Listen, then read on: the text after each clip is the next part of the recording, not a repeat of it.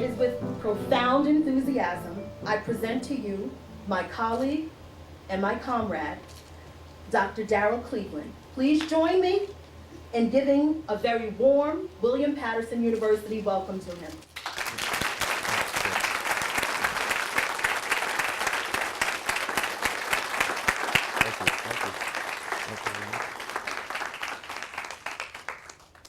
Thank you very much. I really appreciate being here as your morning keynote speaker here at William Patterson University. Now, first let me start by saying I think one of the reasons why I'm an effective diversity facilitator, trainer, consultant, not trainer. I don't think you can train people in diversity. I think you can enlighten people. One of the reasons why I believe I am pretty successful is because I acknowledge two things. I am a recovering racist and I am a recovering homophobic. That is important to acknowledge for the simple fact that if you don't acknowledge your past biases, stereotypes, prejudices, omissions, then you're not going to be able to engage students in what we call, as Dr. Russell alluded to, is difficult dialogue, and another phrase I like to use is courageous conversations. It's very important to acknowledge these things. I'm going to share with you my philosophy of teaching first. We'll examine the William Patterson University mission statement and the School of Education mission statement, and we'll move forward again. I want to show you what has been effective for me. But before I do that, I would like to say when I first started doing this work, I made a very big mistake.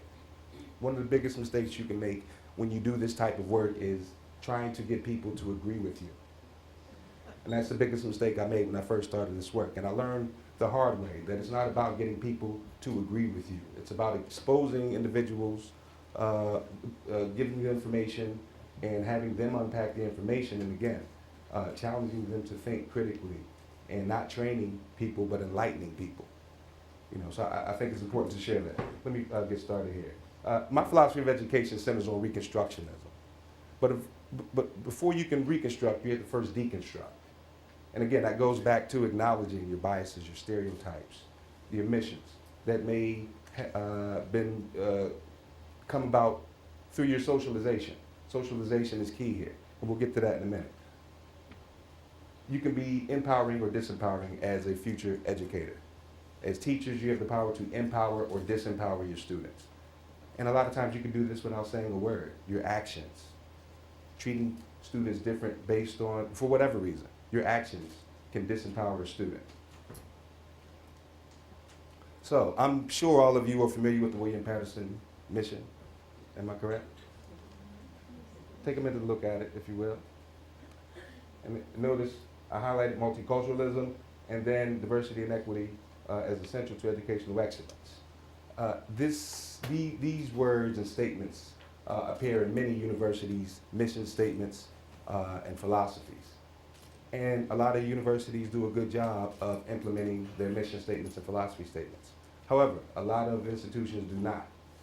So one of the reasons why I wanted to expose this to you is so you can challenge yourself and others and the institution if these things are really implemented in your courses, and just in a culture, campus culture environment. Then for the School of Education, preparing students to participate effectively in a diverse society and as a diverse and multicultural group. So again, I highlighted key terms here and key phrases, again, which contribute to the advancement and sophistication of implementing diversity topics and discourse in courses and just, again, through the whole campus environment.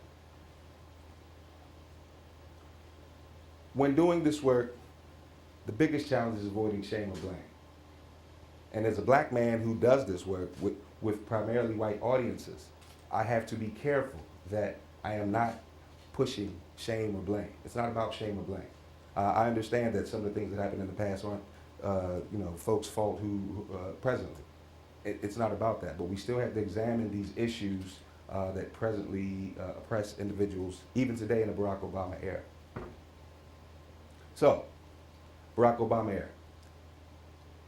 How many of you were surprised that Barack Obama won? Raise your hands. Be honest. Wow, really? Okay. Well, I need to raise my own hand too. I was very surprised, and I'm still in shock.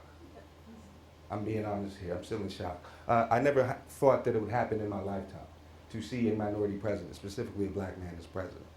And I'll get to that in a minute, but I thought it was important that I share that with you. A lot of things played out in this election. Classism, sexism.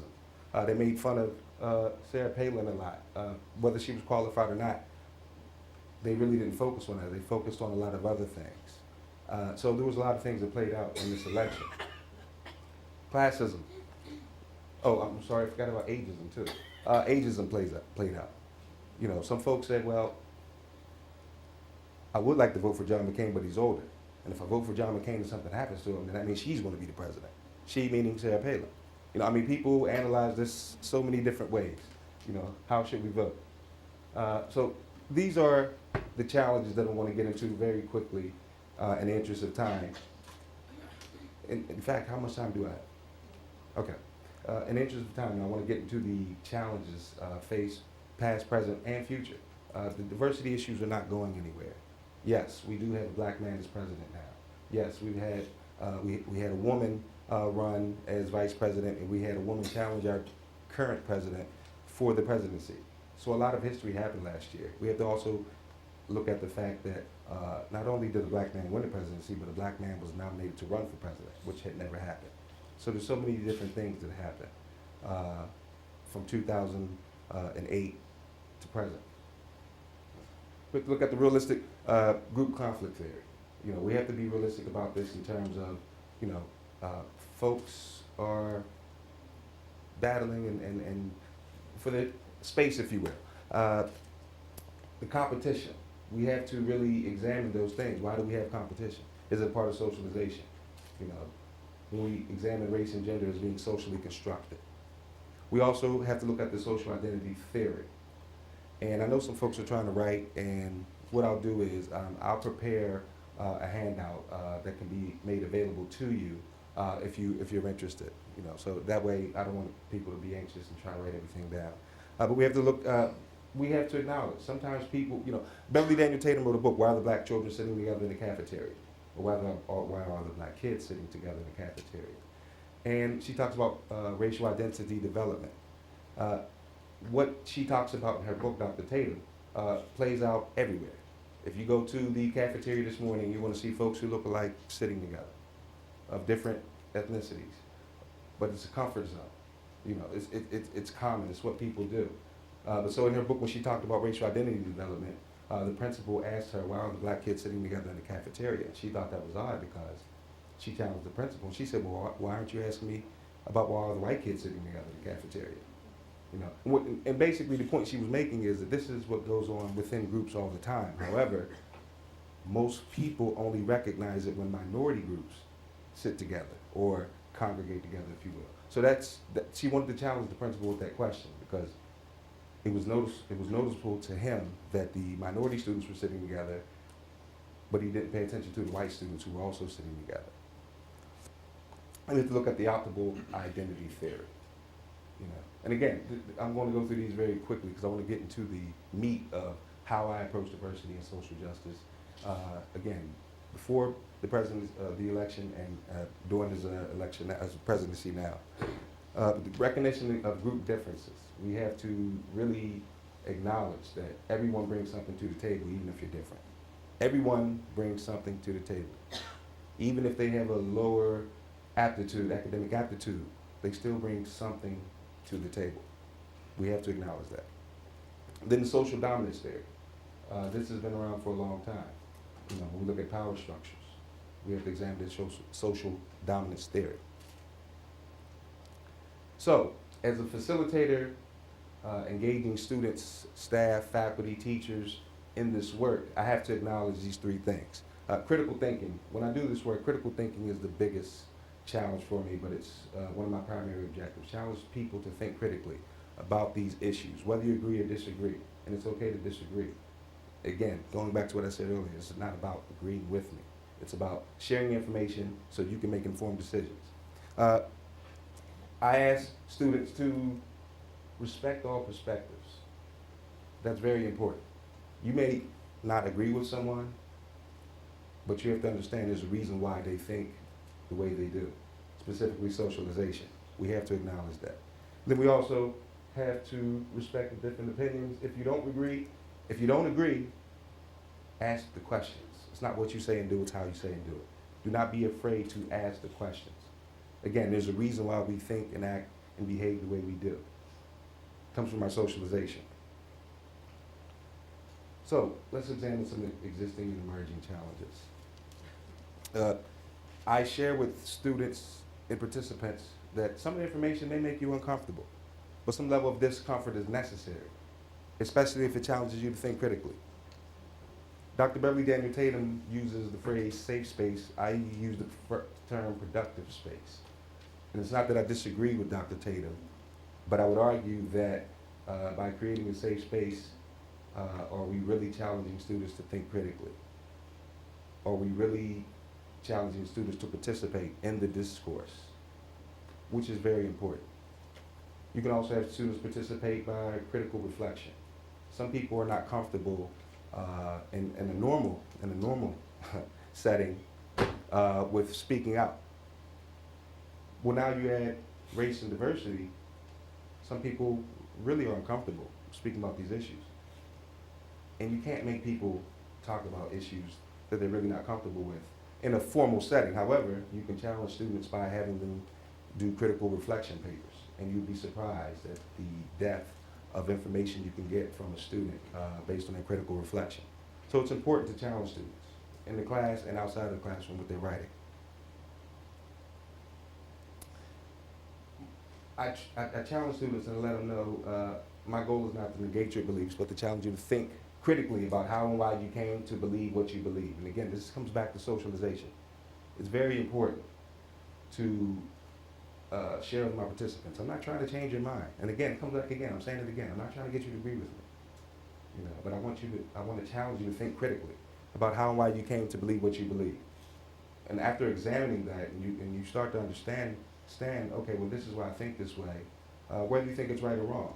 But it's important to really understand why you believe things that are the way they are, why you behave the way you do, even if it's towards certain groups or certain policies. So the biggest thing that I found teaching diversity and social justice is the defensiveness and resistance. And I would argue that's normal. When we talk about in educational psychology, just psychology in general, you know, people are going to resist new information, especially if it goes against everything you've been taught your whole life. You know, what we call cognitive dissonance. If you've been taught your whole life that things are this way because, and then all of a sudden as a young adult, you go into a class and you're taught that, oh, no, this is what it really is. People are going to challenge that information because it totally goes against what they were taught at home. And again, starting with socialization, it starts at home, it's reinforced in school, church, and the media. The 4 primary socializing institutions. It starts at home, and it's reinforced in school, church, and the media.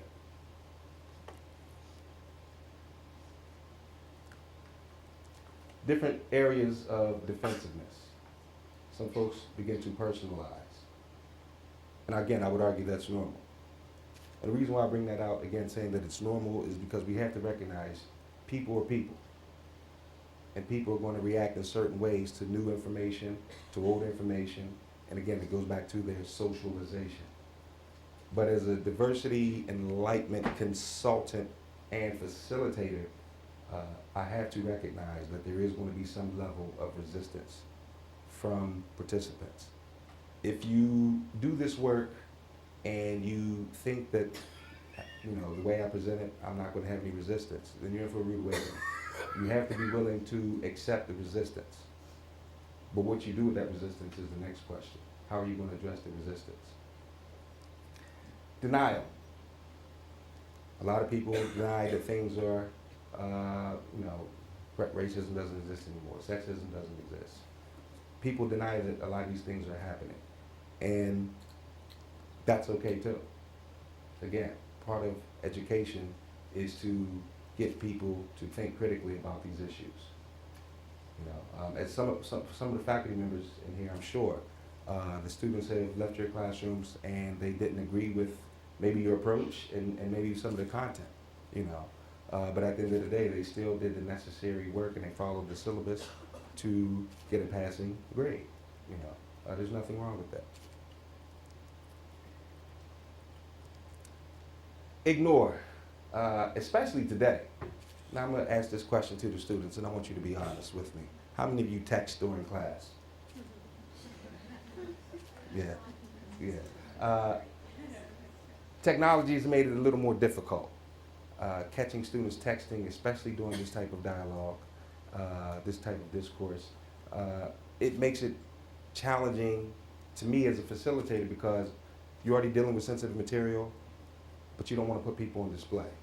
So you have to, you know, really balance. How are you going to address these students who are ignoring you, putting their heads down, getting up to leave to use the restroom for the 5th time in an hour and 20-minute class, you know, getting up to go answer their phone.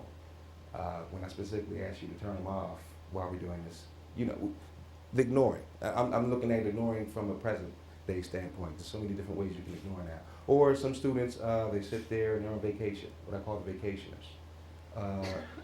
They look like they're engaged. They're smiling and they're nodding their head, but they're vacationing.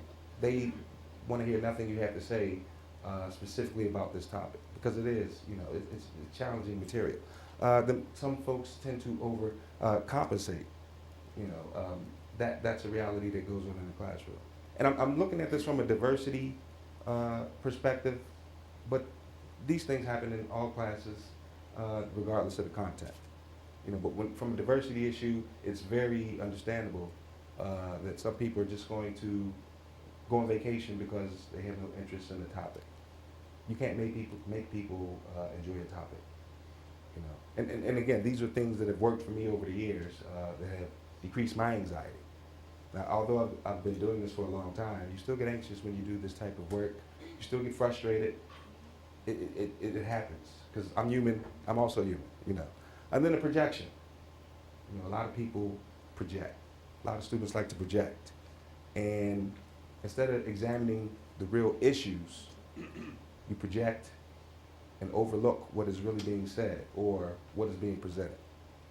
And a lot of this, I notice a lot of times when students project, they're doing it from other students' comments.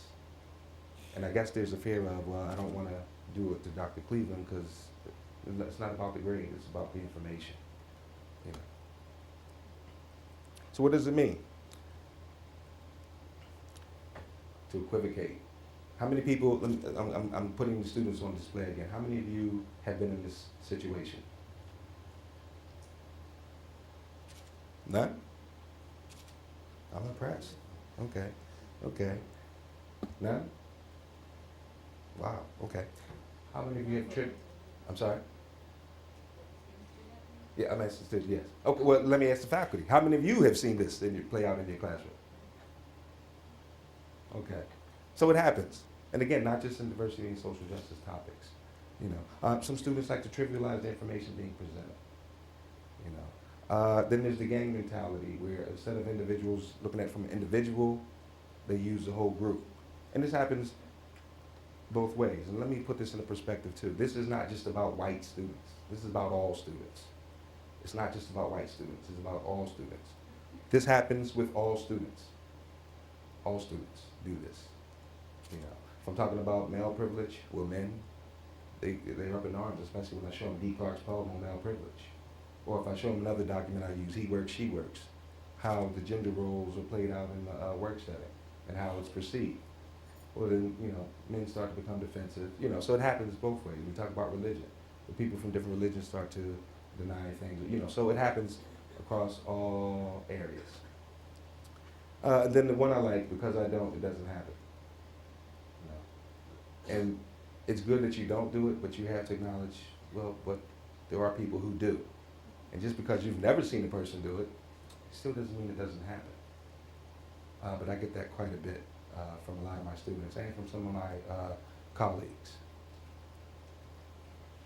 So I like to examine the different dimensions of diversity and privilege in so many different ways. So many different ways.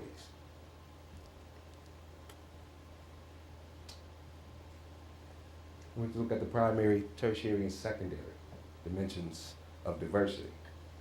This is very important. When we look at these, this also happens within groups as well. One of the things about diversity and social justice, I believe that people resist the information is because it's always focused on race. It's not just black and white. It's not just black and white, which is why we have to, again, examine all these different areas. It's not just black and white. And I personally believe one of the reasons why students resisted me when I first started doing this work is because I focused solely on race. And over the years, I evolved my presentation into dimensions of privilege, looking at race, class, gender, all those different privileges that emerge as a result of socialization. So we look at the primary again, tertiary and secondary. There's a reason why people are treated the way they are. There's a reason why people behave the way they do. We have a history in this country that first started with displacing Native Americans and then importing enslaved Africans to this country. So there's a rich history here as it relates to race. Then we have to talk about all the things that happened after that, which leads to today. And yes, a lot has changed. A lot has changed. Again, I shared with you, I never thought I would see it in my lifetime, a black president. So a lot has changed. I was the person who said Barack Obama wasn't going to win because I didn't think the country was ready. Glad I was wrong. But I was that person who didn't believe that things would change as a result of history in this country. Which leads to the agent group and target group. Even within groups, you have an agent group and a target group, but we have to acknowledge that there are agent groups and target groups. This week, ABC is doing a special, Black and White Now. Is anybody familiar with it? Has anybody seen anything? Was it Good Morning America? They're doing a series this week, Black and White Now. Now, a lot of people want to start examining race relations post-Barack Obama era. How has things become better? How have things stayed the same? What does this mean for the country on an international level? How do we look to the rest of the world now? After years and years of only showing one look of leadership that has changed practically overnight. How do we look to the rest of the world? So it's important to address these issues. Which brings us to the categories of otherness. This is from Beverly Daniel Tatum. So many different ways we could discriminate in this country. Not just this country. A lot of things these things play out in all countries. You can go to a country where everyone looks the same, but you're still going to have haves and have-nots. In most cases, the have-nots are going to represent the majority of the population. Even when you go to a country where everyone looks the same, you have haves and have-nots. So many different ways to discriminate. Some of the areas of privilege I use when I talk about dimensions of privilege is male privilege, obviously. We have to acknowledge that male privilege exists not just in this country, but in all countries. Alan G. Johnson, from his book Power, Privilege, and Difference, came up with a few privileges that men have.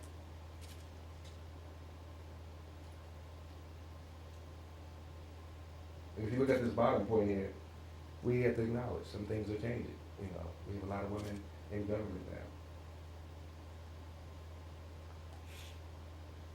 So these are some examples of using male privilege. And I incorporate pop culture into my discussions because it helps engage students. It brings their attention level up to a whole nother level because they recognize a lot of the images that I use from the media. Then I obviously talk about white privilege with Peggy McIntosh. And Peggy McIntosh has acknowledged that things have also changed in this country. And one thing you need to know about Peggy McIntosh, when she first did this in 1989, and she developed her article and her list, it was solely based on her own lived experience. It was not meant to be generalized at the time. However, it is now accepted as theory all over the world. Dr. Russell mentioned that I've presented at the White Privilege Conference. I'll be leaving tonight to go to the White Privilege Conference in Memphis, Tennessee, to talk about some of these same issues. This is a conference that still goes on, a very successful conference. And Dr. McIntosh shared with me that it was not meant to be generalized but now it is generalized. And if you look at her latest list, it has been reduced from 40 to 20 because she acknowledges things have changed. You know. So now the question becomes, can white privilege still exist now that we have a black president? Some thoughts on that. Can white privilege still exist now that we have a black president? Yes, no, maybe? Absolutely. Okay. I'm gonna be honest with you.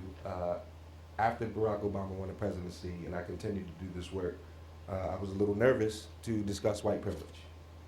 Because I said to myself, how will I approach white privilege now that we have a black man, forget a black man, just a minority, in the highest position of leadership in this country? And I was a little nervous. And the first time I did it, I was very nervous because I didn't know what to expect from my students. And to my surprise, my students, mostly whom were white, acknowledged that white privilege will still exist even when Barack Obama leaves the office. I was taken aback by that. I was really surprised. I was really surprised to hear that from my students. And they unpacked that themselves. But I challenged them with the question, does white privilege still exist? Can we say that white privilege still exists in 2009 with a minority president? No.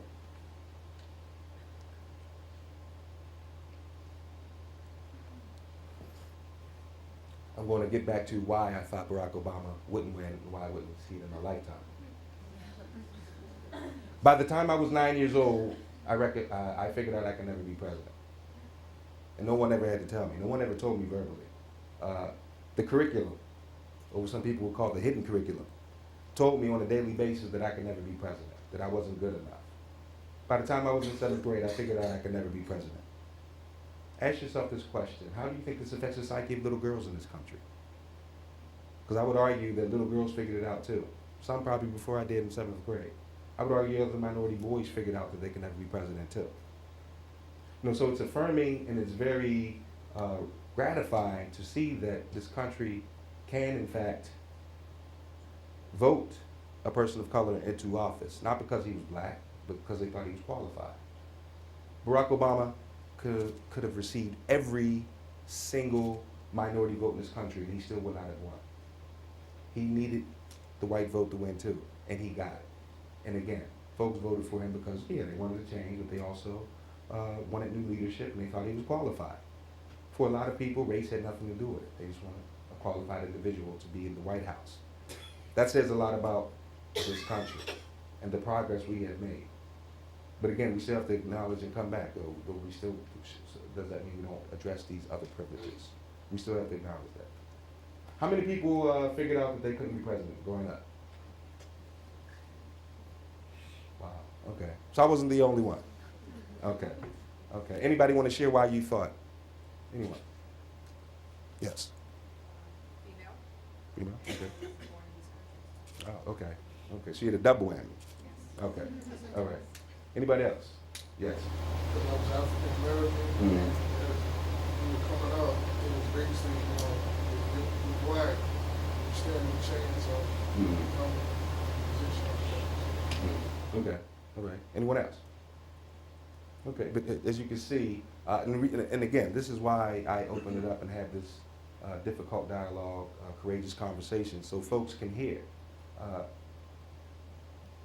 Through socialization, people internalize things. I internalized that I can never be president because I was black, because I was a black male. No one ever had to tell me. Again, textbooks did a great job. So you have to ask yourself, as a future teacher, how are you going to combat some of the negative images, stereotypes, and misinformation in your textbooks as a future teacher?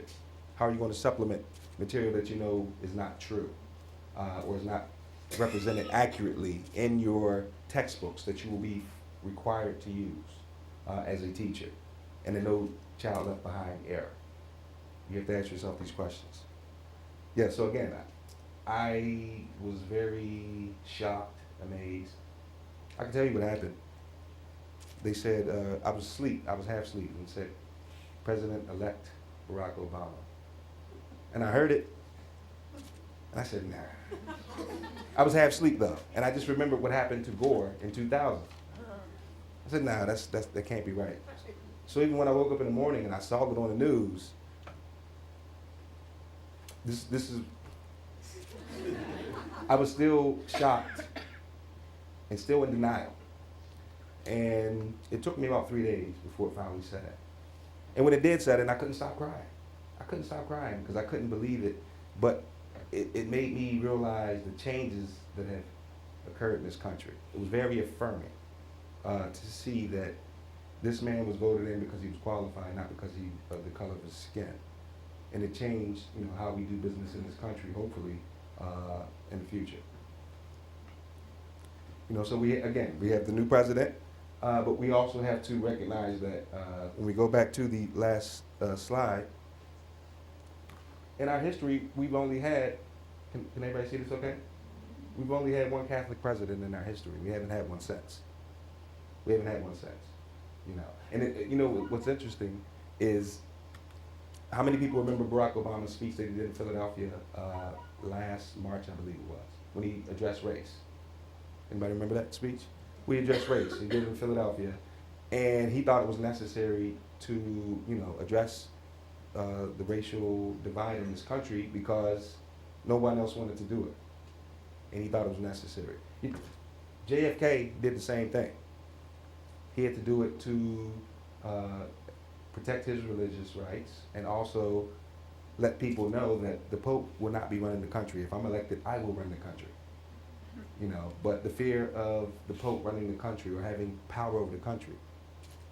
So two minorities, and they both had to defend, in his case, his religion, and Barack Obama, he didn't defend his race, he just addressed race in this country. And I thought that was interesting, that one person had to do it on a religious perspective, and Barack Obama had to do it on a racial perspective. But again, to date, since his assassination, we have not had a person leaving the office who practices Catholicism. So we have to keep all that in mind. Will history repeat itself with Barack Obama? Or will we have another minority in office, that'll dismiss a lot of these myths and stereotypes? Then also talk about heterosexual privilege. It's important to acknowledge that homosexuals in this country are not treated fairly. And as I shared with you earlier, I'm a recovering racist, I'm a recovering homophobic. And somebody asked me, well, what made you stop being homophobic? And one day I just had an epiphany, and I said, well, wait a minute, if I treat homosexuals different based on their sexual orientation, well, how am I any different than a white man who treats me different because of the color of my skin? So then an argument comes up, well, but you were born that way. Homosexuals are not. Well, that's a debate I don't like to get into, but should it matter? If we're talking about individuals, human beings, who are different for whatever reason. So it's important that we talk about heterosexual privilege in my courses. And we have, a candid discourse on the fact that our previous president on national television, when the gay rights bill came up, stated that homosexuality is not normal. So this is individuals in a position of power who define normalcy. I have to be sensitive to that because there was a time that leaders in this country said the same thing about African Americans. So it's important that we have these discussions. And again, it's not just black and white. I have black students who resist a lot of the content on heterosexual privilege as well. People from different religious groups in my courses who reject heterosexual privilege. And again, you can't dismiss or discount people's thoughts and feelings. It's all part of the socialization. And this is from Ohio State's Gay, Lesbian, Bi, and Transgender Association. So we break down some of the privileges. And just real quick, I'll share with you some of the exercises I do. Students are required to, I do this intentionally, I make students uncomfortable by forcing them to select a sign that is different from them. And then they have to explain why they're going to that sign. And it's interesting, a lot of people never choose the sign. I have a homosexual Latino male sign that I use, or I use a homosexual Asian woman sign. But a lot of people, from that fear of the term homosexual, a lot of people avoid that sign. And I don't make people take signs, but they still have to go to black male, white male, those type of signs, And again, identify why they're going to that side, the differences, and why you think you would not want to be in this group or be in this group. We have to examine both questions. I like to break away from those dimensions of privilege and talk about how do we treat people based on their physical appearance. And the reason why I do that is because it kind of, again, it takes the conversation away from the challenging topics. But at the same time, we also have to acknowledge that, okay, you base people differently based on their physical appearance. Well, does race or class or gender or religion play a role in that as well, and how you treat people? And a lot of people don't like to acknowledge it, but it's not until we examine stereotypes when people start to acknowledge, wow, I didn't realize I stereotype people on a daily basis. You know, and a lot of people don't want to acknowledge that, but sometimes it hurts to acknowledge that, okay, I have practiced bias. I do stereotype. A lot of people don't want to acknowledge it, but it's important that we impact these issues so students, not just students, just participants, can understand how, especially in teacher education, how your actions can impact a child in your classroom. Again, as a teacher, you have the power to empower or disempower your students. You have the power to empower or disempower your students. So how many of you treat people differently or judge people based on their hairstyles? No one? Based on the clothes they wear? Yes. I have a quick comment over here. I'm an adjunct professor at Passaic Community College. I'm just going to take 1 minute of your time. And, I'm going to talk a lot about African American issues here. In 2001, after the World Trade Center attack, I registered to go to a workshop in Bergen County. I live in Passaic County. And I'm also a psychologist with the Patterson School System. I'm an assistant administrator. And, actually, what happened? My last name is Prasad. It's an Indian last name, and I'm from the Caribbean. When I registered to go to the workshop, they said, "What's your name?" Harold Prasad. "What's your address?" I gave my address, my phone number, my email address, my work address. I'm registering to the workshop on depression in Bergen County, New Jersey. They called again at 4 o'clock. I called from my office, from the school's number. They have the caller ID. At 4 o'clock that day, they called again a second time. "Are you Harold Prasad?" "Yes." "Did you register for this conference in Bergen County?" I don't want to say the name or whatever. "Yes, I did." "You live so?" I give them my home address, my email address, everything. At 9 o'clock that night, the FBI was at my house. The FBI was at my house. "Are you Harold Prasad?" I said, "Yes, sir. We need to talk to you, sir. Can you come with me to the FBI office?" They took me to West Patterson, to North. This happened at 11 o'clock at night now, 11 p.m. I was released from the FBI office at 5 a.m. in the morning. I said, "You're free to go now." They checked my fingerprints, several hours of interrogation by the FBI. "Do you know how to fly an airplane? Do you have a commercial driver's license? Were you ever arrested?" I was never arrested my entire life. They checked my fingerprints on the FBI computer. "Are you a U.S. citizen?" At 5 a.m. that morning, I was released after several hours of interrogation. And I said, "Could I have a copy of the report?" The initial report that was made and the investigations by the FBI, I have a copy. And all this caused because they said the caller had an Arabic last name. My last name is not Arabic, sir. It's Prasad. It's an Indian last name. Caller had an Arabic accent. My accent is not Arabic. It's a Caribbean accent. And then, eventually, this had to go to trial in the federal courts. It's a classic case of federal civil rights violation. When did this happen? In 2001. 2001. I So, just want to share that with you. That people are targeted based on their last names, perceived to be Arabic, or based on their accents, perceived to be Arabic. And it's not.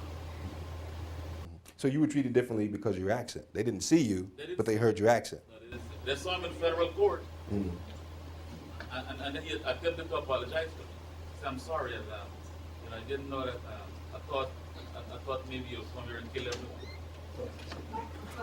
That was his apology? In federal court. He did. Federal court.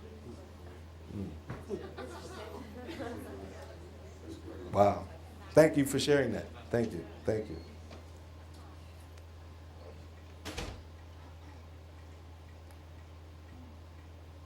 I'm taken aback, so I got to get back on point here. I'm sorry.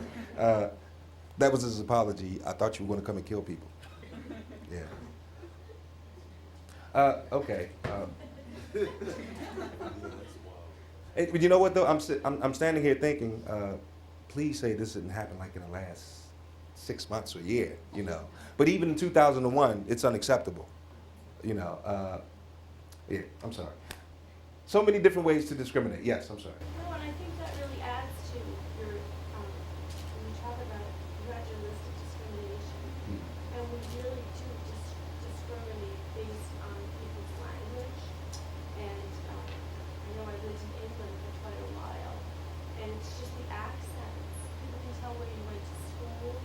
And here we very much discriminate based on people's accents or the way they speak, and that was just a perfect case of he was discriminated against because of his language or his accent.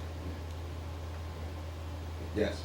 I happen to think that it's the one type of prejudice that has become socially acceptable over Yes. the past 8 or 9 years is to be Absolutely. prejudiced against people. Linguistic prejudice, yeah. It's become very socially acceptable, and when people make comments or remarks, it's okay. It's okay to love them. Well, I shared with you earlier that our previous president said on national television that homosexuality is not normal. A state senator, after 9/11, said that Islam was an evil religion. You know. So again, these are people in positions of power who are defining normalcy or defining evil. Yes. Yeah, I think back to all those presidents that have been elected, and I remember being so glad when Jimmy Carter became president, because he had a southern accent.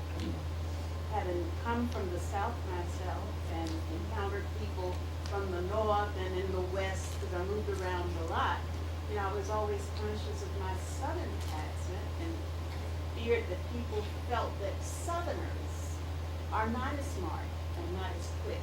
So Jimmy Carter is another one who was a different, it was an election that he was quite different. See, that goes back to socialization. Now I'm going to use the black community as an example here. I was born and raised in Pittsburgh. And I was taught just based on statements. No one actually told me directly, you know, oh, country with a K. You sound country. Where you from? You from the country? You sound country. You hear that over and over again and you internalize it. Okay, so people from the South must not be as intelligent. But the fact of the matter is, as far as the black community goes, more black folk in the South earn college degrees than black people in the North. You know, but this all comes back to stereotypes. I grew up in Pittsburgh as a black person. I thought only black people ate grits. I thought only black people ate grits.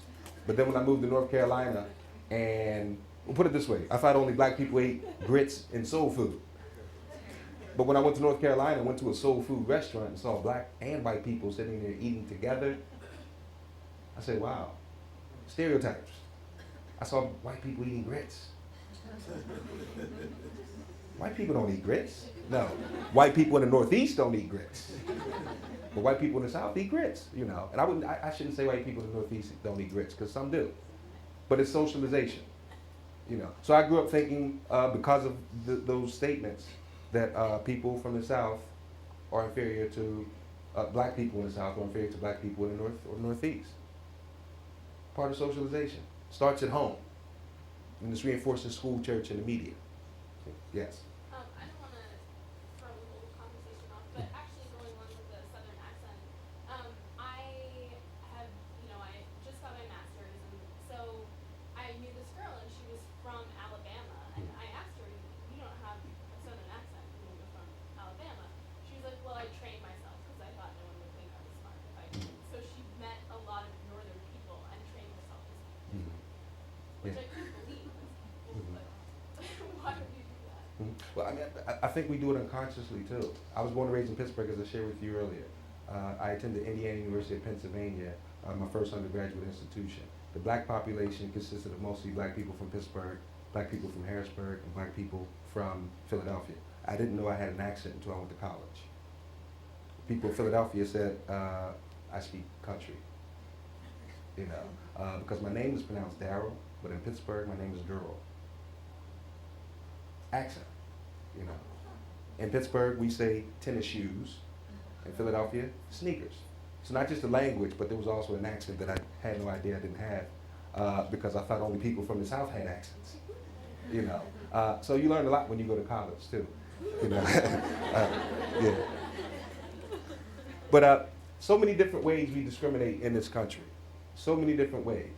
And I should have up here, I should also have atheism. Let me share with you, I really don't focus on religious topics a lot in my diversity classes. And that's a fault. I should, but because of my fears of, it could bring, we're talking about race already. Now if we bring religion into it, I just think it can open up a can of worms that I'm not prepared to deal with. But I should, and I acknowledge that. But one thing I will say about religion, we have to be careful when we put down other folks' religions. We have to be very careful. Most people practice their religion for the same reason you practice yours. And I'm going to use a strong word here. It was imposed when you was a child. It was imposed when you was a child. You grow up in that religion, you socialize in that religion, and you accept the spirituality and the teachings of this religion. So if you go up to someone and tell them that their religion is wrong and you should convert to my religion, they're going to look at you like you're crazy because you would look at somebody the same way if they came to you and said the same thing. It's just like growing up in a Democratic household. And most people, for most folks, if you grew up in a Democratic household, you probably vote Democrat. If you grew up in a Republican household, you probably vote Republican. You know, so we have to be careful when it comes to religion. Thank you. We have to be very careful when it comes to religion. People, in most cases, practice their religion for the same reason you practice yours. It was imposed when you was a child, and you were socialized in this religion your whole life. Some people as adults convert or become agnostic or atheist, whatever, but they do it as adults. You know, so we have to be very careful when we talk about religion. I'm sorry. Another one I like to focus on, educated versus uneducated. We can also talk about where you go to school, state institutions versus private institutions. You know, a lot of you are going to be discriminated against because you attend a state institution. You know, so be prepared for that. At least you know. You know, there's some really great state institutions, very high class state institutions like Stanford and Cal Berkeley and those type of schools. But some folks won't send their children to those schools because they are in fact state supported. You know, you got to go to Princeton or Duke or Harvard. You know, you have to go to one of those schools. Or online institutions. Oh man, now you open up another can of worms.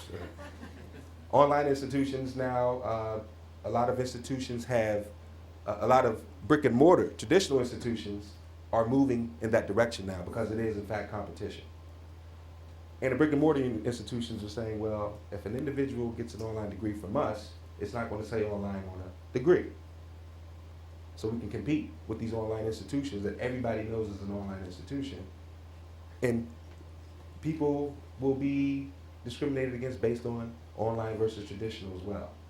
You know, it's unfortunate, but it's a reality.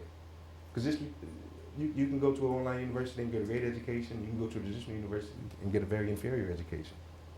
You know, but people will discriminate based on the type of institution you go to school, or where you go to school. You know, so many different ways to discriminate. So many different ways. Old versus young. This goes both ways. Old versus young and young versus old. How many people remember the older gentleman in California about 4 years ago? He accidentally put his foot on the gas pedal instead of the brake, ran into I want to say like a farmer's market, thank you. And he killed a few folks. So then the debate came up. Older folks should have to take their driving test every year. Or after a certain age, maybe they shouldn't drive. I mean, all these debates came up. And no one ever talked about the fact that, we have to look at the facts here. Most car accidents, especially fatal car accidents, involve youngsters. You know, so the argument was, well, but you know, older people on medication, so sometimes it might impair their vision and their judgment. Yeah, well, we'll see. Yeah, yeah. But the young folks who are in these car accidents were probably self-medicated. But no one ever talks about these issues, you know. But it can go both ways, so you have to be careful here. You have to be careful. So many different ways to discriminate. So many different ways to discriminate. So I have two definitions of racism for you from Omi and Wanat in his book, their book, Racial Formation in the United States. The structural and the ideological definitions. Structural and ideological definitions. Again, this is from Omi and Wanat. I keep wanting to move out the way for you guys, but I keep forgetting you have the TV up here. So, when you look at the ideological definition, you know, beliefs and attitudes, that's very important. Because from an individual perspective, you know, if you hold that ideology. But when you look at the structures, looking at the structures that are in place that can help an individual with this ideology carry out racism, prejudice, sexism, classism, all these other isms. You know. So if you already hold that individual ideology and then you are with an institution that will help promote through the structures, you're going to have issues there. You're going to have issues. So when you see this picture up here, what thought runs through your mind? Which came first, chicken or the egg? You can apply this to the definitions. Which ones came first, ideological or the structural? But I would argue it doesn't matter because racism is the template for all the other isms that we have in this country, the sexism, the classism, all those other isms that we have, which lead to xenophobia. The fear of difference, fear of the unknown, fear of the foreign. And a lot of us suffer from xenophobia. A lot of us do. We don't want to acknowledge it, maybe we don't want to admit it, maybe we don't know. But we all suffer from that. So, how many people seen E.T.? Okay. Let's be honest here. How many people shed a tear? Mm-hmm. Okay. Why do you think you shed that tear for E.T.? Anyone? Yes. I saw the same emotion I have with what it said. Mm-hmm. Yes, so that's Okay. emotional sharing. Okay. Let me ask this question. What were your thoughts of E.T. when you first saw him? Mm-hmm. Yeah. Yeah. But by the end of the movie, oh, you thought he was cute? Okay. But by the end of the movie, but at the beginning of the movie, we were a little taken aback.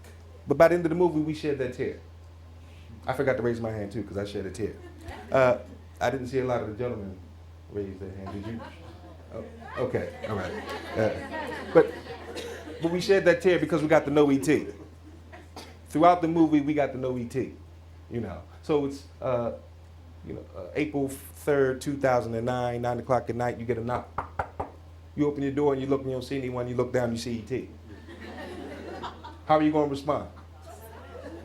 Yeah. You know. Some people are going to be scared, run and get that baseball bat or something, you know.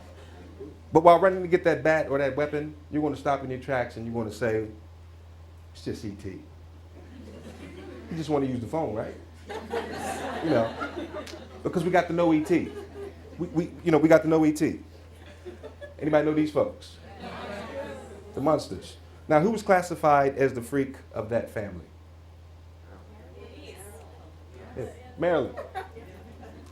She was always called ugly, you know, because she was different. But they treated her the same. They loved her because she was family. You're different from us, but you're our family. We're going to treat you the same. Every now and then we're going to tell you you're ugly. But you are, in fact, family, you know. How many people know the gentleman in the middle? And by the way, I'm sharing with you some of the pop culture features I use. Xavier from the X-Men. And what are X-Men? X-Men are mutants. Why do you think I have Dr. X's picture up here? That's a good one. I like that. Yeah.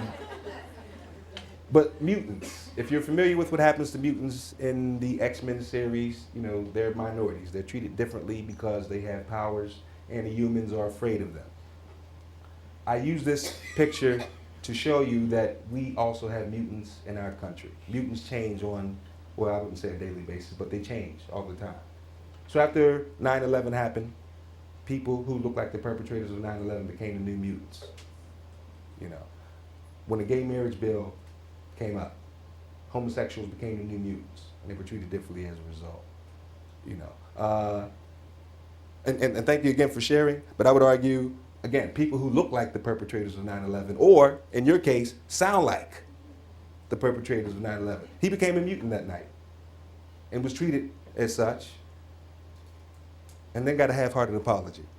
You know, mutants change in this country all the time. You never know when it's going to be your turn to become a mutant. Not just in the country, but in your immediate space, where you live, where you work. You may do or say something someone doesn't agree with. Now you're the new mutant, because you're not going to assimilate to what we believe here. You know, which is why I shared with you my personal philosophy of teaching earlier, and I wanted to identify the philosophy, the mission statement of the institution, and the philosophy of the teacher education department. It's important that you acknowledge that mission statements will affect how you operate in the school district and in your classroom. The beautiful thing about becoming a teacher is when you shut the door, you have total autonomy. You can deviate a little bit if you choose to. But in the No Child Left Behind era, and accountability, it still makes it difficult. You know, but autonomy does give you a little freedom and a little wiggle room to be creative. Yeah, but you have to, mutants change in this country all the time. You just never know when it's going to be your turn to become a new mutant. How am I with time? Okay. Anyone take a guess? Anyone take a guess?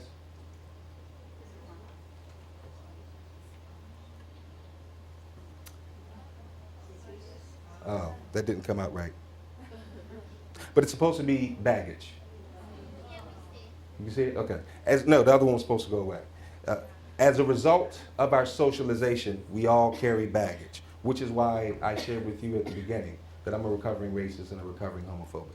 I grew up in a household where pejorative terms towards homosexuals were used on a frequent basis. I grew up in a home where pejorative terms towards white people were used on a frequent basis. So for me, it started at home, then it was reinforced in school, church, and the media.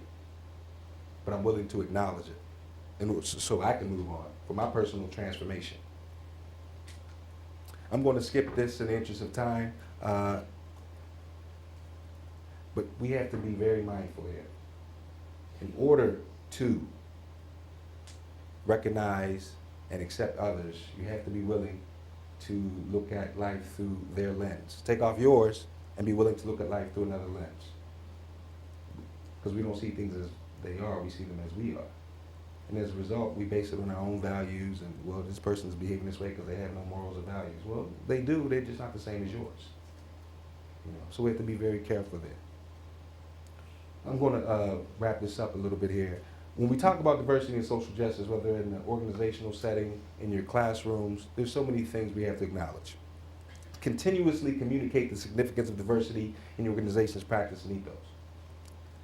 Help one another attain enlightenment through proactive exercises, activities, and initiatives that promote non-judgmental perspectives.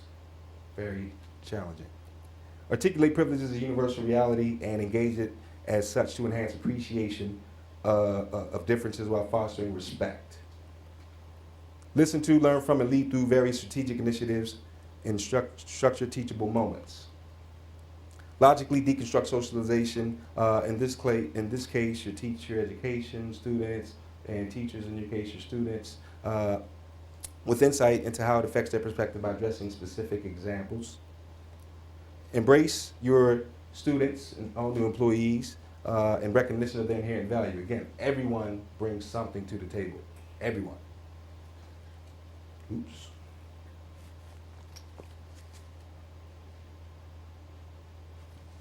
Okay, I'm sorry.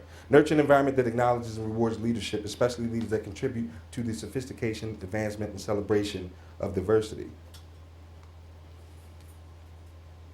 Generate and grow an engaged environment whereby discussions about diversity are not intimidating, but instead ongoing, productive, and progressive.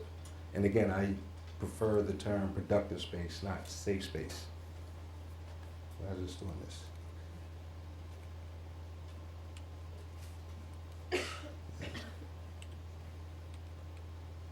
And enlighten all employees about the impact of xenophobia.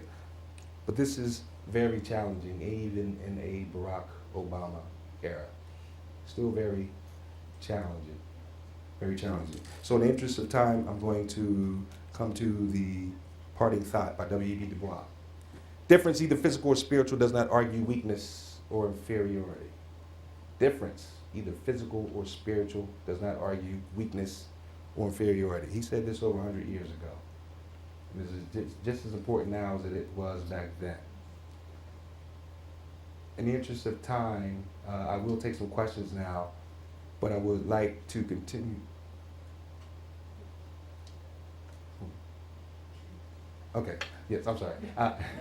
I will address some questions now, but there's going to be another workshop that I'm going to attend for those of you who want to ask more specific or direct questions. For the time that we have now, any questions? Yes. Oh, 1 minute, I'm sorry. It makes me a little nervous when you tell new teachers that they go in a classroom, they close the door, it's autonomous, because sometimes it's not. And I think that higher education is much more tolerant, and sometimes school districts aren't. And that if you think there's an injustice, and I've definitely noticed that when I was teaching elementary school, we had a new history textbook, and the only reference to African Americans was, oh, they were slaves at one time, and that's it. I took it up with my principal and my superintendent.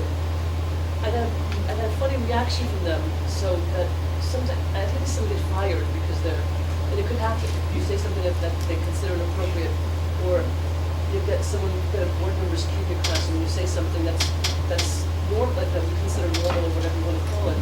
We get that, and it's happened. I've seen it happen where in private they say things, and you just can't believe that somebody can get a board and doing what they do. So you have to be aware of your surroundings also and how you approach things.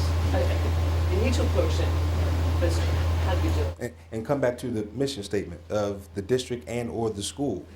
You know, right, exactly. And I used to teach at New Jersey City University, and I supervise student teachers. And I'm not going to identify the school district, but while in the school, well, let me put it in perspective for you. I share with my students who are student teaching and doing observations. For the purpose of this exercise and for this training, visit the teacher lounges. But once you begin teaching, stay out of the teacher lounges. Now, that said, I was also in the teacher lounge because I wanted to see what the culture of the school was. And I teachers, they didn't know who I was, but they, most of the time when you see somebody you don't know, but they talked openly in front of me, and they kept saying GDFs. And so finally, I didn't want to ask them what they were saying. And so in class, I asked my students, what's a GDF? And I explained to them how I was in, and he said, oh, goddamn foreigners. But this is what the teachers in the teachers' lounges were talking about. The foreign students who were coming into their schools. They're upset because the foreign students whose first language is not English are coming into the school in droves. So like I said, the culture of the school can dictate how you choose to operate in that specific paradigm. When you do shut the door, you do have autonomy, and you can supplement that textbook, but you said you still have to be careful. I'm getting a signal my time is up. So I would like to thank you very much for having me, and we can continue the discussion in the workshop. Thank you very much.